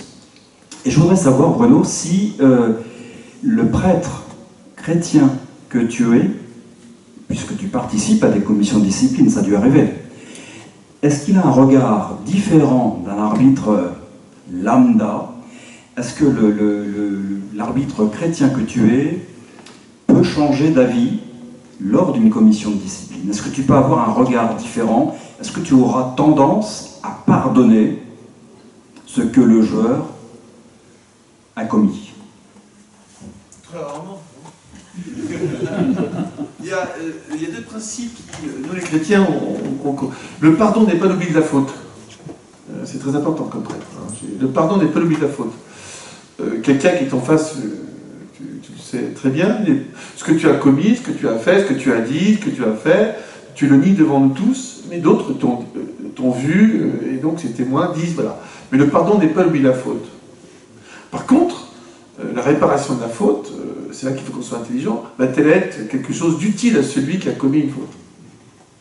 Donc avec beaucoup d'intelligence, on a dit, bah, par exemple, ça serait bien que vous puissiez arbitrer à votre tour quelques matchs dans votre club. Pour que vous vous rendiez compte de la situation dans laquelle vous avez mis ce que vous avez dit. Ça serait bien que vous puissiez... Et j'accompagne, je vais en centre de détention pénitentiaire. Pénitentiaire. Et un jour, il y a un gars qui me dit, je suis proche de vous, et puis on cause et tout, et puis il me dit, je vous connais, comment tu me connaissais? Ah oui, je vous connais. Vous m'avez foutu un rouge un jour, il sera. Moi, j'ai foutu un rouge chez vous. Il dit, mais il y a des gars intelligents pour les mêmes causes pour lesquelles je suis là aujourd'hui. Et je vous prie, hein, qu'est-ce que vous avez emmerdé, hein? Qu'est-ce que j'ai dit de mal de vous? Et je vous admirais parce que vous aviez rien dit. Mais vous avez été juge, je ne pouvais pas rester sur ce terrain. Et les gars racontaient, ils allaient sortir après, avec forcément de l'établissement pénitentiaire, mais ils disaient, comment est-ce que je peux arriver à vaincre ma violence? Elle dit, il n'y a que des croyants qui peuvent m'écouter. C'est intéressant, hein? Les croyants m'écoutent tel que je suis. Et souvent, il y avait des causes, alors c'est pas excusable, tu dis, j'ai pas eu un père qui m'a dit non, j'ai personne qui m'a dit non. Et souvent, je suis très ému de savoir qu'il y a beaucoup d'enfants, tout est permis. Il n'y a pas de limite. Il n'y a qu'une gloire personnelle qu'ils n'auront jamais. Et c'est ça qui est intéressant. La sagesse de notre éducation chrétienne, l'éducation chrétienne, je revendique ce mot, nous permet d'avoir des limites. Si on n'a plus de limites, et ben voilà, et c'est là que tous ces chrétiens qui sont partout dans le sport font un travail immense de limites à poser et de restituer le sport à sa gloire éternelle, le plaisir, la joie de la rencontre, et tout simplement le bonheur dans son corps, mais c'est des limites et c'est l'esprit qui peut nous le dire. Et ça se racontera jamais. Ça va se vivre dans des conflits. Est-ce que des joueurs viennent vers toi pour se confesser? Non, pas trop. Non, oui, non, je suis délégué de football aujourd'hui, et donc je suis plutôt en train de regarder ce qui se passe, tu t'imagines. Et je trouve que mon rôle de prêtre, si je puis, c'est de dire la vérité. On m'accuse souvent, on dit ouais, c'est pas vrai ce que tu racontes, c'est faux. Et on me dit, mais il est prêtre. Il ne va pas s'amuser à écrire des choses qu'il n'a pas. Je dis, j'ai deux principes. J'écris ce que j'ai vu et entendu. Ce que j'ai vu et entendu. Les deux sens que notre Seigneur nous a donné. Hein. Et bien je dis, c'est ça qui compte. Par contre, j'ai pas peur. Ouais, vous inquiétez pas. Écoutez, on va enlever tout ça, c'est pas grave. Ah si, c'est grave. Parce que tu as des enfants qui regardent. Ça te renvoie ton rôle d'éducateur. Tu as des adultes qui... et aujourd'hui, la fédération nous dit, vous ne laissez pas passer une insulte raciste. Vous voyez ce que je veux dire? Des propos xénophobes qui sont tenus, on arrête une rencontre. Et l'autre jour, j'ai failli arrêter une rencontre. J'ai arrêté l'arbitre, j'ai dit, non, il y a une tribune, il y a des mots très clairs qui ont été dits, et on ne serait... donc tout le monde a paniqué. Hein. Non, on ne va pas faire ça. Ah, on commence à... Notre société française, grâce à une éthique qui vient de croyants, à mon avis, dit tout n'est pas faisable. Donc là, c'était comme une confession, si je peux dire non, ça ne passera pas. Fermeté par rapport à ce qui ne pas. Parce que ça va conduire à des conséquences de violence qui sont insupportables. Et voilà. J'ai assisté à des feux de poubelle, j'ai assisté à des dérives très fortes avec 120 CRS qui sont arrivés quand même dans ma vie. Hein. Tout ça parce qu'il restait 2 minutes à jouer. Vous savez, ça vous marque la vie. Hein. Et avec des jeunes qui se réfugiaient derrière moi. Ah non, être là, vous savez qu'il y a un dimanche soir, et c'était très long. Hein. La messe du matin avait été très très loin. C'est du vécu, c'est tout. Je ne sais pas bien faire, j'ai jamais su faire. C'est du vécu, hein, vous l'avez. J'ai jamais su faire. Vous voyez. Hein. J'étais là. Tiens, puisque tu parles de messe, Bruno, un entraîneur qui te dirait, ou Père Dominique, ou Monseigneur, un entraîneur qui vous dirait, un paroissien, qui vous dirait je ne peux pas venir à la messe le dimanche matin parce que je dois encadrer dimanche matin mon équipe de jeunes. Donc désolé, je ne peux pas aller à la messe, je ne peux pas vous voir le dimanche matin parce que j'encadre les jeunes. Comment vous répondez à cette, cette ambiguïté, cette peut-être difficulté de vivre sa vie de chrétien et puis en même temps cette vie d'éducateur sportif? Ben, par la messe du samedi soir. Ou du dimanche soir, mais c'est vrai qu'il y a une concurrence. C'est clair qu'il y a une concurrence entre le sport et la pratique religieuse. Mais s'il pose cette question, c'est que déjà il a conscience que ça serait bien qu'il aille à la messe, ou qu'il ait une mauvaise conscience. Donc après, il faut discerner et voir comment ça peut être possible dans sa vie, que aussi, voilà, l'Eucharistie puisse trouver de la place et sa puissance pour lui. Et puis de dire aussi ce qu'il fait, ça a aussi sa valeur devant Dieu. Alors, je vais revenir sur le don du corps. Didon qui est là-bas, Didon qui n'a jamais, moi je suis malade avec ça, j'aime pas qu'on oppose le corps et l'esprit. Et au niveau éducateur, je ne sais pas dans cette institution, un jeune qui a envie de faire du sport, on doit l'encourager. J'étais au fraternel, j'ai toujours aimé parce que les jeunes développent une qualité spirituelle dans le sport, et c'est les adultes qui ont force à faire des choix. Et donc il y a un aménagement de la vie à faire, notamment dans les hauts niveaux. Et je dis, c'est quand même dramatique qu'on n'arrive pas à... faut pas qu'on mette comme un défi, c'est l'un ou l'autre. C'est l'un et l'autre. À toi d'aménager ton temps, c'est vrai, de manière astucieuse. Mais dans la catéchèse, il y a beaucoup d'enfants qui abandonnent la catéchèse, qui abandonnent le mauvais, qui abandonnent le scoutisme, parce que les éducateurs, d'ailleurs, exigent des choses que nous n'exigerions pas. Et je dis, imaginez, les parents, on peut pas, il faut qu'on aménage. Mais on ne sait pas très bien faire. On ne peut pas poser le corps à l'esprit. Merci. Le don du corps, j'y reviens. Saint Paul écrit « Rendez gloire à Dieu dans votre corps ». Qu'est-ce que cela peut signifier? À quoi cela nous invite dans notre relation à notre corps et aux autres? Dieu a créé l'homme, Dieu a fait de certains d'entre nous des sportifs. Mais au fait, peut-on écrire cela? C'est une question. Est-ce que quelqu'un peut répondre à ça? Dieu a créé l'homme, Dieu a fait de certains d'entre nous des sportifs. Est-ce qu'on peut l'écrire? Est-ce qu'on peut le dire? Le sport est une invention de l'homme, mais c'est aussi un don de Dieu. La capacité qu'on a, parce que c'est une création, mais le corps humain, il est fait pour le mouvement. Il est fait pour la course et la marche. Et le vélo, en fait, c'est la plus simple adaptation de la roue, qui est quand même une invention très ancienne, au déplacement d'une personne. Le schéma du vélo, c'est un triangle et deux roues. C'est un schéma géométrique hyper simple, qu'on a mis du temps à élaborer, mais en fait, dès le début des 1851, l'invention du vélocipède, on a le même schéma qu'aujourd'hui. Quasiment ça n'a pas bougé, ça s'est amélioré. Donc les capacités humaines, elles rendent gloire à Dieu, et quand je suis sur mon vélo, je rends gloire à Dieu aussi d'être vivant, en fait, de me sentir vivant, d'être en marche, en mouvement, c'est se sentir vivant. Dieu a fait de certains de nous des sportifs. Tout dépend comment on entend le mot sportif, je crois. C'est-à-dire s'il s'agit d'utiliser, ou plutôt d'exercer son corps aussi sous le mode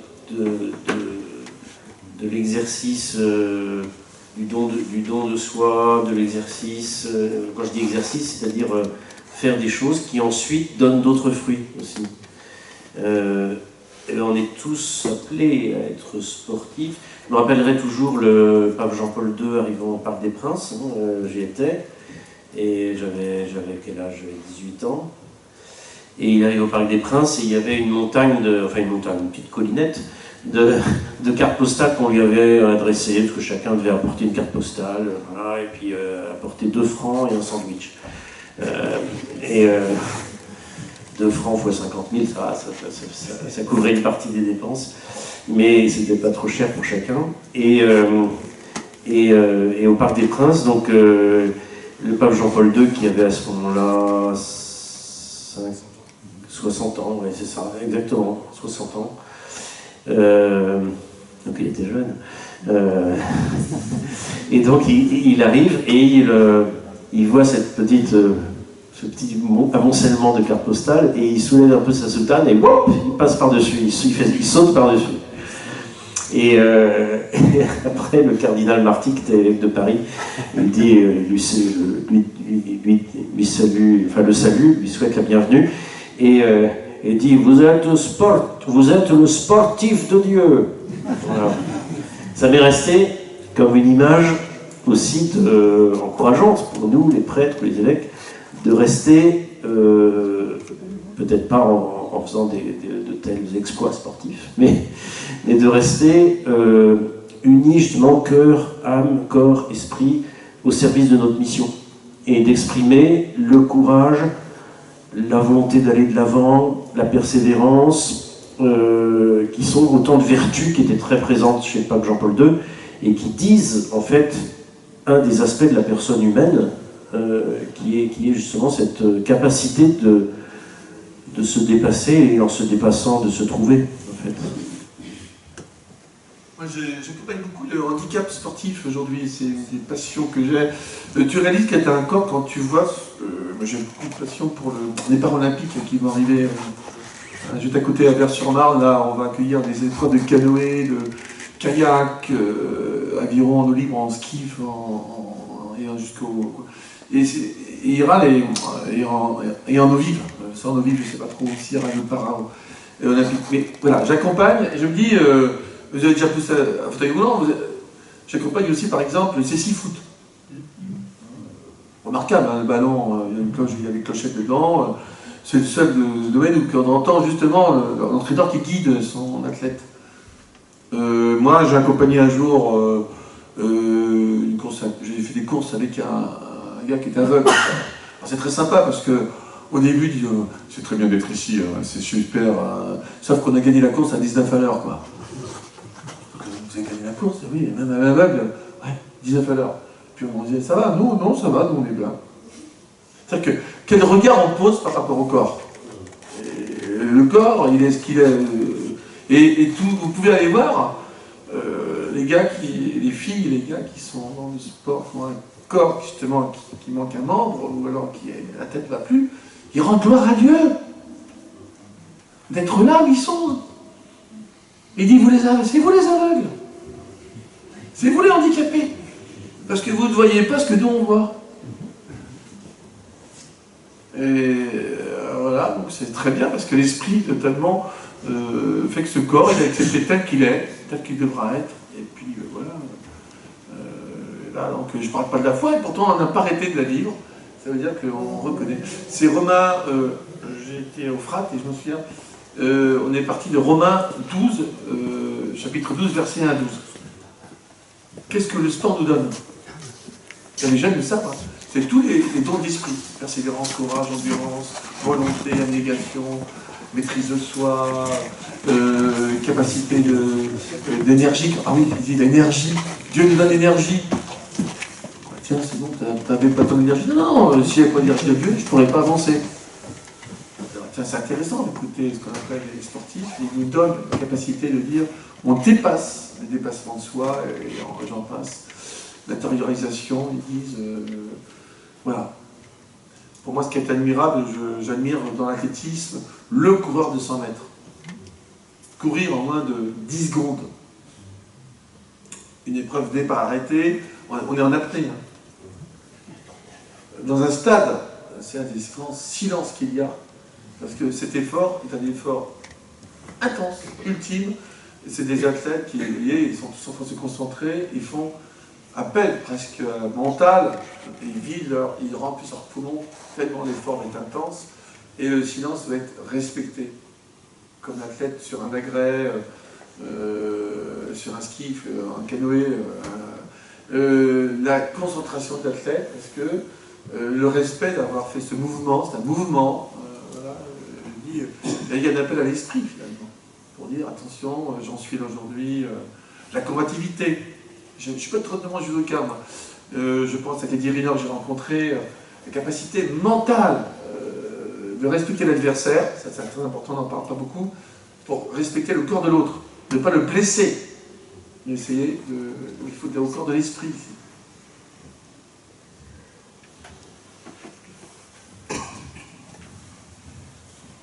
Merci Bruno. J'ai vécu une expérience il y a 15 jours. Je suis venu ici à Notre-Dame-Saint-François pour une journée justement sur le sport pour les personnes en situation de handicap. Et dans cette journée, j'avais fait venir un aveugle. Et puis le soir, quand il a fallu que je le ramène chez lui, j'étais un petit peu bluffé. Parce que je pars de derrière, là où il y a le petit terrain de foot, puis je le ramène à la voiture, je le ramène chez lui, puis il me dit dans la voiture, là, il faut que tu tournes à droite, là, il faut que tu tournes à gauche.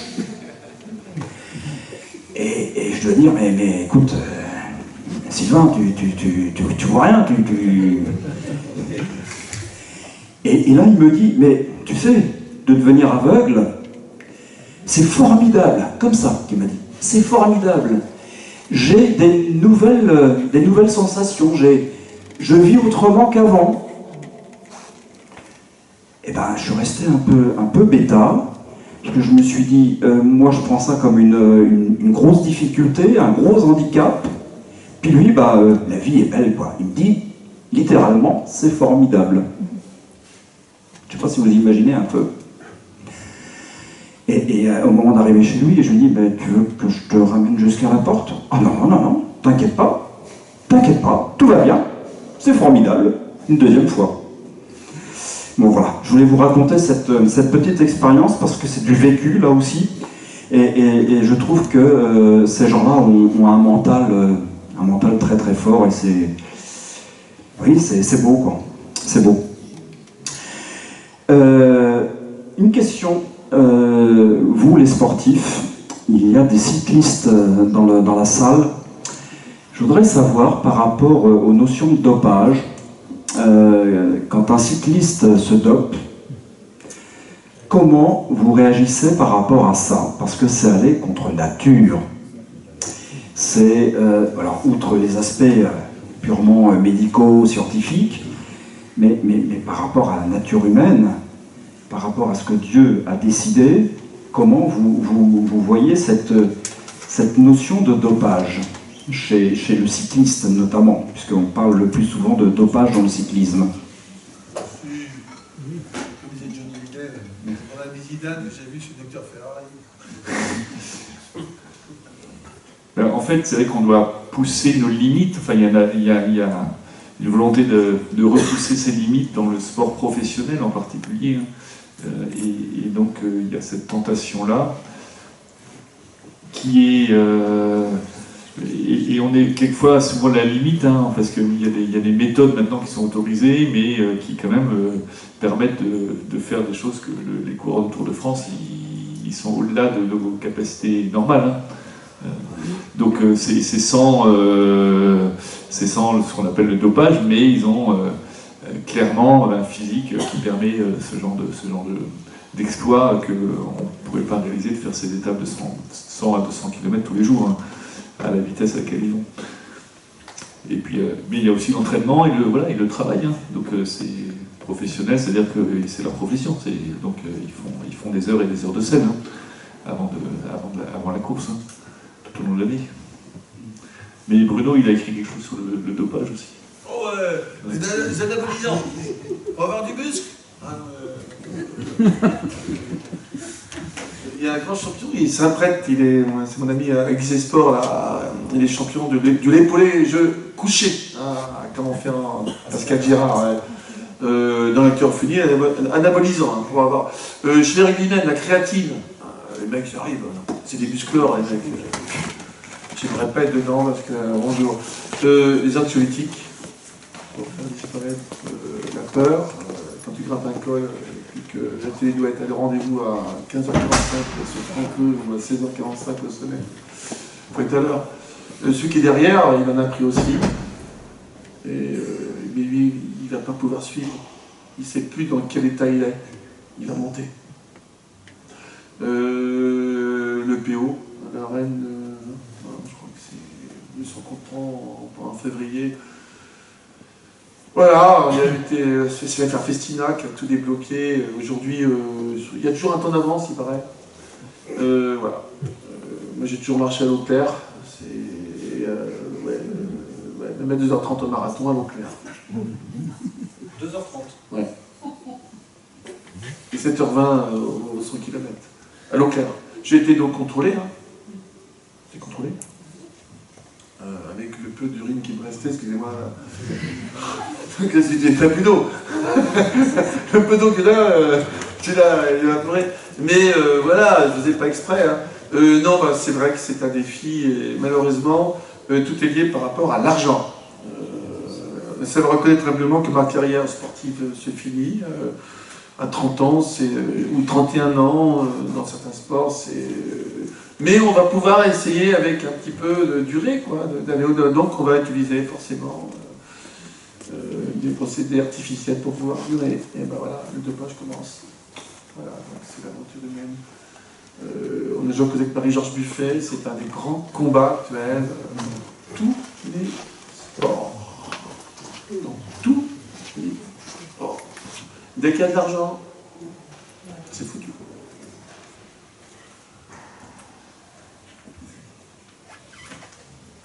Avant de vous redonner la parole, je voudrais savoir si dans la salle, il y a des questions.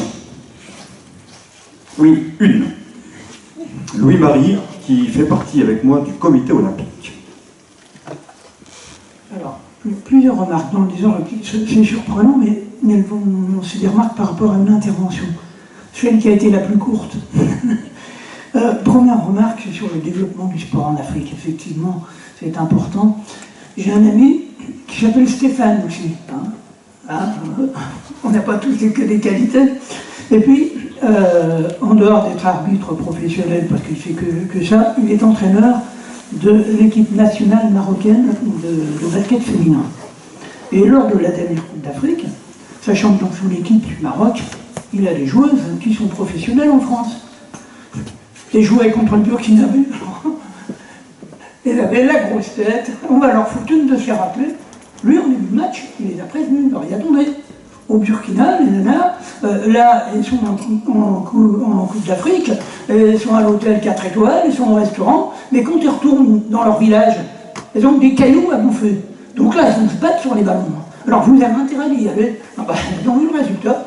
Les Burkinabés, à la mi-temps, ils menaient tranquillement. Les Marocaines, pour pouvoir gagner, il a fallu qu'elles se battent en deuxième mi-temps. Donc ça veut dire qu'effectivement, si on donne aux sportifs africains les moyens de se développer, on n'aura pas les mêmes résultats. Alors, ma deuxième remarque, ça portait sur les signes religieux. Alors là, je vais faire appel à une autre de mes casquettes. Vous savez sans doute qu'après l'assassinat de Samuel Paty, l'État a mis en place des formations, valeurs de la République et laïcité, et je suis l'un des formateurs habilités. Alors sur certaines de ces formations, je reçois des gens qui viennent du sport, et nous évoquons les signes religieux dans le sport, parce que les fédérations qui sont délégataires, comme peut l'être le foot, mais pas que, eh bien certains recteurs des fédérations sportives délégataires ont des obligations en matière de neutralité, tout comme en ont les fonctionnaires. Et donc forcément, la question c'est toujours, mais quand un sportif de haut niveau il rentre sur le terrain en signant, est-ce qu'il a le droit, est-ce que c'est pas du prosélytisme? Alors là, la réponse elle est très simple, non, c'est pas du prosélytisme, parce que le sportif, il n'est pas là pour inciter les autres joueurs à prier sa religion, quelle qu'elle soit.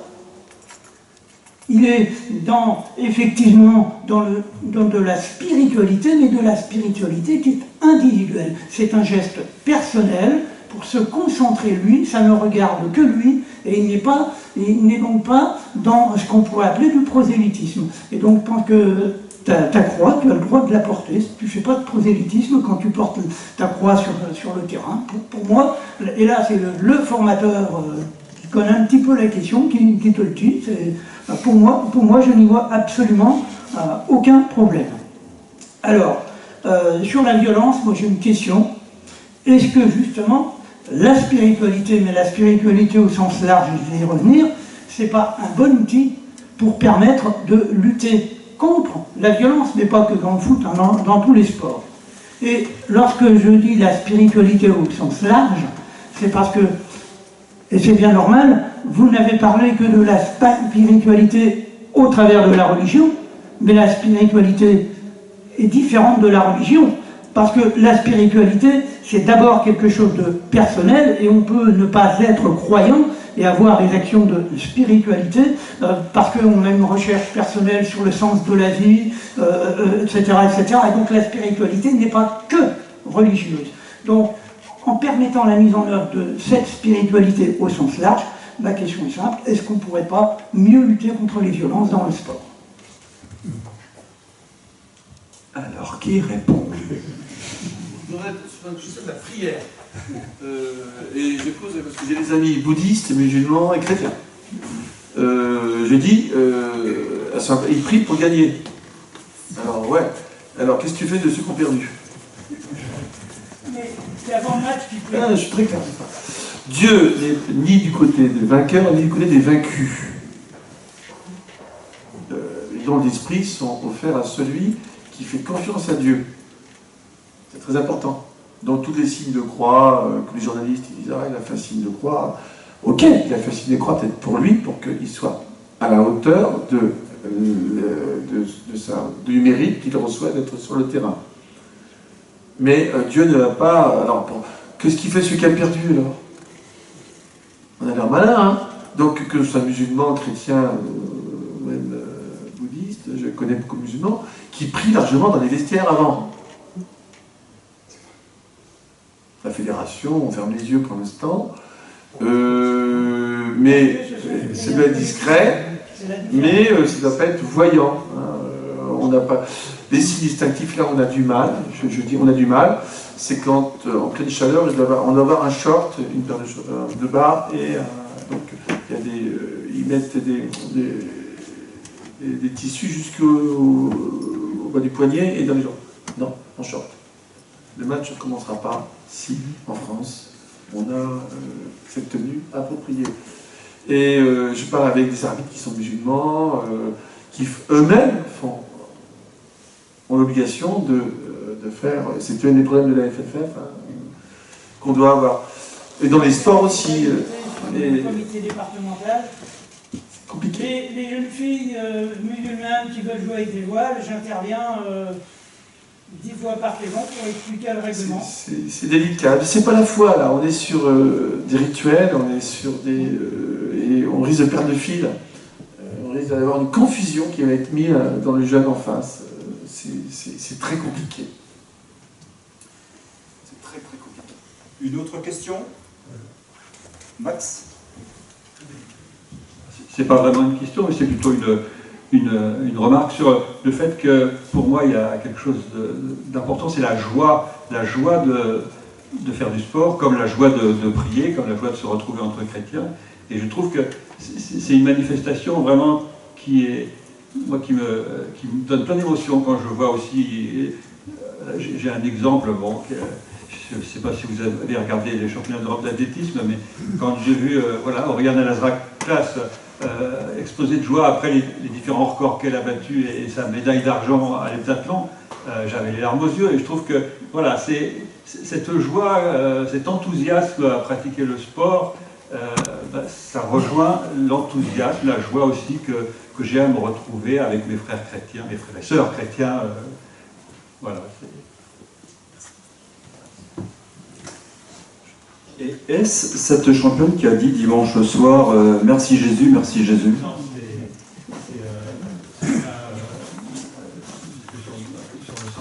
C'est sur le 100 mètres. Oui, championne d'Europe du 100 mètres, ouais.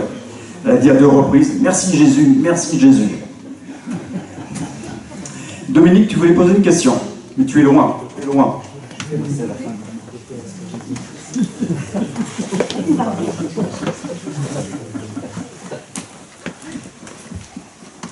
Moi, je vais vous parler de la foi sur le Tour de France, sur le marathon, parce que voilà, vous avez quelqu'un qui participe au Tour de France depuis de très grandes années. Tout à l'heure, on a parlé de dopage, avec l'affaire Festina. Ben, je peux vous dire que moi, j'y étais à Cholet, et j'ai vu des coureurs de Festina prier juste avant que la gendarmerie arrive. D'une. J'ai vu des grands coureurs arriver en priant. Un jour, à l'Alpe d'Huez, j'ai vu un coureur qui, je ne me rappelle plus de son nom, mais qui a gagné 5 fois le Tour de France. Indurain, voilà, c'était Indurain. Et au 6e virage, je l'ai vu faire le signe de croix. Voilà. Moi, j'ai trouvé que c'était fort parce qu'il avait besoin, en fait, je l'ai vu après arriver à Lourdes, aller prier le matin. Vous voyez. J'en ai vu plein. Et je peux vous dire que, bah, moi, vous voyez, il y a beaucoup de gens qui ne le savent pas, mais je suis parti d'Évreux pour aller faire Saint-Jacques-de-Compostelle. Alors, il y a des gens qui disent qu'il faut être très fort, qu'il faut avoir le courage. Ben non, c'est pas avoir le courage, c'est simplement la volonté. Et je peux vous dire que tous les jours, j'ai essayé de trouver, alors ça va faire rire mon ami là-bas, j'ai essayé de trouver une église pour prier. Et j'ai croisé beaucoup de gens, beaucoup de gens. Et avant de partir à Saint-Jacques, j'étais gardien de stade. Alors oui, gardien de stade à la Madeleine. J'ai croisé des musulmans, j'ai croisé des chrétiens. Eh bien, je peux vous dire, alors les musulmans, quand ils arrivaient, ils savaient que Dominique les autorisait à prier. Pourquoi? Parce que, si vous voulez, tout à l'heure on en a dit, il y a certains qui disent que faut pas qu'on autorise à prier. Ben moi je dis pourquoi pas prier? Vous savez, c'est pas parce qu'on va prier qu'on va pas gagner. C'est pas parce qu'on va prier parce qu'on va pas perdre. Mais c'était l'heure de la prière à 17h, ben moi je les autorisais. J'ai vu aussi des entraîneurs prier juste avant le match. Voilà. Ben moi je trouve que c'est tout à fait bien. Moi je trouve qu'une femme qui veut courir le 100 mètres avec un voile, eh ben, je vois pas pourquoi on va l'empêcher. Est-ce que ça va l'empêcher d'aller plus vite? Est-ce que ça va l'empêcher de courir moins vite? Non. Ça va, déjà ça va l'empêcher de courir moins vite. Voilà, c'est tout. Moi ce que je voulais vous dire, c'est que la foi, c'est important dans le sport. Voilà, merci. Merci Dominique. Alors on va rester dans le vélo. Père Dominique a une question. Ah, Florence. Il y a beaucoup de questions. Je voulais juste dire un petit mot du monde de la montagne, parce qu'il y a beaucoup de vierges qui sont sur des sommets et qui ont été portées à dos d'hommes dans des voies très difficiles, et ils ont réussi à les mettre. Elles sont toujours là. On espère qu'un jour, nos laïcars ne voudront pas les déboulonner, comme il faut déjà qu'ils montent jusque là-haut pour aller les rechercher. Et puis, chez les guides de haute montagne, bon, le 15 août, il y a la bénédiction des piolets et des cordes. Alors, je reconnais qu'il y a de moins en moins de guides qui participent à la messe, mais en tout cas, à la sortie sur le parvis, tous les guides sont là avec leurs piolets et leurs cordes pour être bénis par le prêtre. Oui, voilà. Et arriver au sommet, c'est se rapprocher de Dieu, certainement. Moi j'ai une question pour Monseigneur. Voilà, on a vu 2 prêtres ultra sportifs.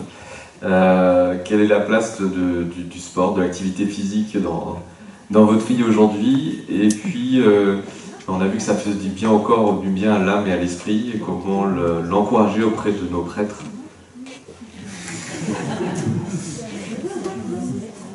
faites.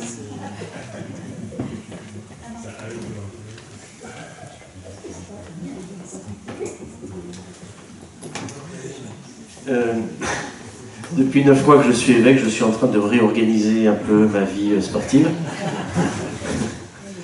Autrement. Quand j'étais prêtre à Paris, je me déplaçais qu'à vélo. Alors, à vélo, à Paris, on a des voies cyclables, mais on respire quand même des saloperies. Mais bon, au moins, il y a un exercice physique que je faisais constamment, enfin, tous les jours, quoi. Tous les jours, je faisais plusieurs kilomètres, largement, peut-être une dizaine chaque jour, ou en tout cas entre 5 et 10. Mais surtout, j'ai été soutenu dans mon exercice physique sportif par les séminaristes, parce que j'ai beaucoup été formateur de séminaristes, et je leur disais que le sport était obligatoire pendant tout le séminaire, et c'est vrai, une soirée par semaine, le mercredi soir, sport. Et ceux qui arrivaient à passer à côté, je les reprenais comme un père reprend ses fils, quoi, ou ses filles, avec une certaine fermeté. Et ils pouvaient choisir, hein. Il y avait plusieurs sports possibles, le foot, le volley, la piscine, la course à pied, et même il y a eu parfois d'autres sports de lancer, je ne sais plus comment s'appelle ça, avec une sorte de boomerang là. Enfin. Et puis d'autres sports aussi. Ils organisaient aussi, et ils sont organisés aussi pour les prêtres ou les séminaristes, des compétitions. Moi, je suis allé souvent, comme supérieur du séminaire de Paris, aller à des tournois de foot interséminaires, à l'autre bout de la France, à Metz, à Toulouse, etc. Et à chaque fois avec un grand engagement, hein, de sportifs, avec un vrai entraînement, une vraie cohésion d'équipe, un vrai esprit d'équipe, travailler, vraiment prier aussi, prier avant les matchs, peut-être dans un sens assez, enfin là pour le coup, pas du tout magique, hein, parce que parfois on peut suspecter qu'il y a un peu de magie, mais voilà, donc je pense que oui, quand j'étais supérieur du séminaire, je considérais que c'était de mon devoir d'aller avec eux. Même à 50 ans, 55 ans, 60, j'allais avec eux au sport. Donc, et pas seulement pour regarder, hein, mais pour jouer, enfin, pour nager ou pour jouer. Moi, le foot, je suis désolé, j'ai toujours été nul en foot. Le volley et le basket, ça va, mais enfin j'aimais bien, et j'aime bien. Et j'aime bien aussi le foot, hein, sur le foot, mais j'ai toujours été nul, donc voilà, j'ai pas... Mais en tout cas, vraiment, ça fait partie de notre vie, en tout cas de faire un exercice physique soutenu et régulier, ça je pense, vraiment. Alors je le dis aux prêtres, quand je voyais les séminaristes, je leur posais toujours la question, et le sport? Parfois ils me regardaient et me disaient, et quoi le sport? Et là quand je rencontre des prêtres, depuis 9 mois je rencontre des prêtres, je leur dis, et le sport aussi, l'exercice, au moins l'exercice physique. Alors je sais bien que l'un d'entre nous a dit tout à l'heure que l'exercice physique, c'était pas le sport, et que selon la définition de comment on appelle ça, l'Organisation mondiale de la santé, le sport c'est un exercice physique qui vraiment donne oui, un effort et de la sueur, quoi. Une dépense d'énergie qui va jusqu'à la sueur. Mais voilà, au moins une attention à cette question, ça me paraît essentiel. Voilà. Alors après cette soirée, je vais réfléchir vraiment. J'ai un vélo, hein, mais je ne suis pas encore monté au centre du César avec mon vélo parce que la dernière pente est tellement forte que je descendrais de vélo et ça m'humilierait trop. Le premier sport que mes prêtres qui sont là, le premier sport, c'est la marche. Ouais. Pas une marche de 5 minutes comme ça entre eux, mais une vraie marche de 20 minutes. Aérée. Je suis très ami avec un des plus grands champions qu'on a eu en France, qui est Johan Levis. Ah oui. qui était champion du monde. 50 km. Il était postier. J'avais gagné un sou avec Gladilitz. Et il y a des plus grandes fêtes, c'est que au prochain JO, on a enlevé les 50 km. Il s'est noyé dans le dernier de Tokyo, dans le banlieue. Les 50 km, la pose du pied. Vous avez 3 avertissements. La pose du pied. Avec un arbitre plus ou moins, il va vous dire stop. Les frères, Dieu vous a donné des 2 pieds pour marcher. Méfiez-vous. Utilisez-les. Allez respirer, trouvez-vous un endroit sympa. Moi, je vous propose d'avoir un lieu de départ, un lieu d'arrivée. Et de vous y tenir. Et puis, vous rajoutez 2 minutes chaque jour. Aujourd'hui, je fais du jardinage. Je me désherbe parce que je suis obligé de désherber. Désherber, tu es obligé de mettre à terre. C'est handicapé. Prendre du temps pour ton corps. Les chrétiens, ils en regardent. Les non-croyants, ils en regardent. Et puis en plus, quand vous êtes énervé à cause des gens qu'on rencontre, ça vous calme tout de suite. Vous allez remettre dans votre esprit ce qui ne va pas bien. Je le fais pour moi-même, très mal, mais ça fait du bien. Marcher. C'est le premier sport que j'ai. J'avais une question pour le père Dominique, mais il s'est absenté. Ah, il est là. Alors, je vais commencer la question que je voulais lui adresser, parce que je vois quand même que le temps passe, et je ne voudrais pas abuser de votre temps, les uns et les autres. Dans la lettre de saint Paul aux Éphésiens, chapitre 6, revêtez l'équipement de combat donné par Dieu afin de pouvoir tenir contre les manœuvres du diable. En lisant ça, je me suis dit, mais il y a El Diablo sur le Tour de France. Sa fourche qu'on voit tous les ans dans les montées, n'est-ce pas Jean? Qu'on voit dans les montées alpines et pyrénéennes. La part Dominique, vous qui connaissez bien la dureté, l'exigence du cyclisme, comment vous percevez la présence de ce diable sur le Tour de France? Il aide ou il déstabilise, d'après vous, les pauvres cyclistes? Je pense qu'il les pousse en avant avec sa fourche, donc c'est pour les aider, pour qu'ils se lèvent. Comme c'est dans la montée, il sait bien qu'il ne peut pas aller jusqu'en haut, lui, et que les cyclistes, eux, vont y aller. Et donc ils vont arriver au sommet, ils vont arriver vers Dieu, ils vont monter vers Dieu. Et donc le diable, il est là pour rappeler, en fait, qu'il y a toujours des risques de chuter, d'aller à droite ou à gauche, de prendre des mauvaises directions. Et vous savez que la définition du péché, c'est de manquer sa cible. Et donc, à vélo, c'est de sortir de la route. Merci, Père Dominique. Je vais laisser le mot de la fin à Monseigneur pour conclure cette conférence, à moins qu'il y ait une dernière question. Ah, Jean. Puis après, je vous donne le micro. C'est même pas une question, c'est un témoignage. Un témoignage de Jean. Voilà. Il faut se présenter, Jean. Oui. Jean Cornu, trésorier du comité départemental de cyclisme, FFC. Donc c'était pour vous féliciter, hein, j'ai bien entendu tout ce que vous avez dit sur le vélo, bravo, hein. C'est donc un cycliste convaincu comme vous. Et je voulais également faire remarquer à la salle que le championnat du clergé, qui maintenant est très important, puisque ça a fait l'objet d'un reportage sur Vélo Magazine, sur un des derniers numéros de l'année 2023, je ne sais plus si c'est octobre ou novembre. Et effectivement, c'est très important que dans un magazine aussi important, lu par des milliers de cyclistes, que ce championnat du clergé soit mis en vedette. Alors bravo, hein, pour tout ce que vous avez dit sur le vélo, et j'y souscris totalement. De la part d'un passionné de vélo, depuis combien d'années, Jean? 65 ans. Un vrai passionné, je peux vous le dire. Et il a gagné des courses. Une course.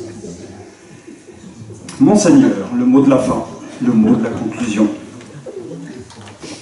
Oui, un mot pour d'abord vous remercier, mes frères prêtres, et puis vous, Stéphane, d'avoir organisé cette soirée. Et puis pour dire que, en tant que chrétien, je pense que nous avons une mission, alors qu'approchent les Jeux Olympiques et les Jeux Paralympiques, qui pour moi sont, à mon avis, l'événement majeur.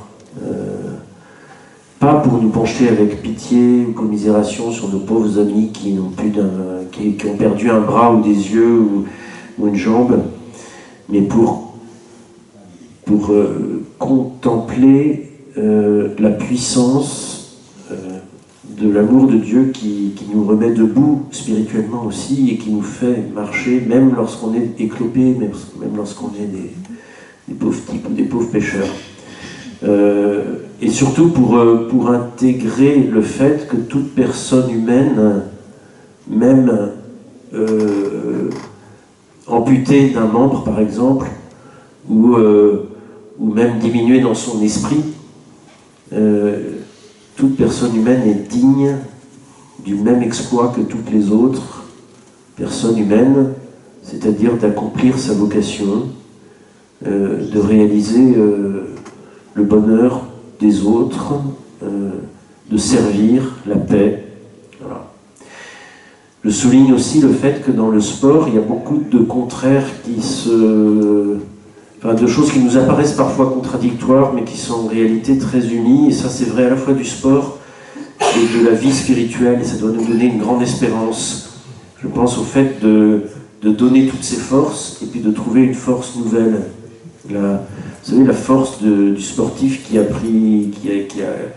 s'est étiré, qui a pris sa douche, et qui ensuite se retrouve avec un corps qui a l'air tout neuf, en fait, qui a l'air tout restauré, alors qu'il est tout usé, en fait, normalement, logiquement. On a usé des forces, mais en fait, on a trouvé une nouvelle force. Bon. L'alliance aussi, ou l'alliage entre le stress et la confiance. C'est très beau, ça, et du point de vue aussi spirituel. Entre l'expérience des limites et le dépassement. On dépasse ses limites, mais en fait, on fait l'expérience aussi de ces limites en les dépassant, et c'est bon. C'est bon de faire les deux. Le rapport qu'on a souligné tout à l'heure entre l'effort et la grâce, qui est présent dans l'entraînement notamment. L'entraînement. L'ascèse, en fait, ça pourrait se traduire entraînement spirituel. Le fait de vivre l'échec et de conjuguer la fierté d'avoir gagné ou l'humilité de ne pas avoir gagné, quoi. Mais les deux sont vrais et sont bons. Et spirituellement aussi. On peut être fier quelquefois, mais il faut rester humble. L'alliance aussi entre le combat et la paix. On combat durement quelquefois, mais c'est en fait pour une grande paix. Enfin, et c'est logiquement... moi, je suis toujours sensible au fait qu'à la fin d'un match, les deux équipes se serrent la main. Voilà. Parfois, il y a des matchs à risque, mais même là, peut-être, la poignée de main a d'autant plus de valeur. Voilà, bref, je trouve que le sport nous enseigne beaucoup, et que, certes, il faut garder à l'esprit la volonté d'en faire l'expérience corporelle, à la mesure chacun de ses propres forces. Mais le sport nous apprend beaucoup. Dans les lettres que je reçois des confirmants, de ceux qui demandent la confirmation ou même le baptême, ils me parlent souvent du sport qu'ils font. Ils ne sont pas obligés, hein. Mais c'est étonnant, hein. Ça fait partie de l'essentiel, en fait. Et le sport est parfois la musique, mais il y a beaucoup de ressemblances entre les deux, y compris l'entraînement et le dépassement de soi et la beauté. Hein, et quelle œuvre d'art qu'un bel échange au tennis. Voilà, c'est très beau, en fait. Voilà, donc la beauté de la vie spirituelle dialogue beaucoup avec la beauté du sport. Et donc je vous remercie vraiment et je souhaite que ces jours et ces semaines et ces mois qui viennent soient pour nous l'occasion de belles émotions devant le sport et même en regardant, en ne faisant que regarder les Jeux Olympiques, l'occasion de glorifier Dieu, déjà. C'est mieux de faire du sport aussi, mais de regarder Dieu, c'est une occasion, que ce soit une occasion, si possible, et je demande cette grâce à Dieu, que ce soit une occasion de glorifier Dieu qui nous a créés et qui nous a mis en marche aussi sur le même chemin, sur la route voilà. Les marches que je fais avec le diocèse veulent dire cela aussi, vous voyez, on est ensemble pour, avec notre corps, notre âme, notre esprit, toutes nos personnes, gagner le combat de la conversion et de la paix et de la charité. Voilà.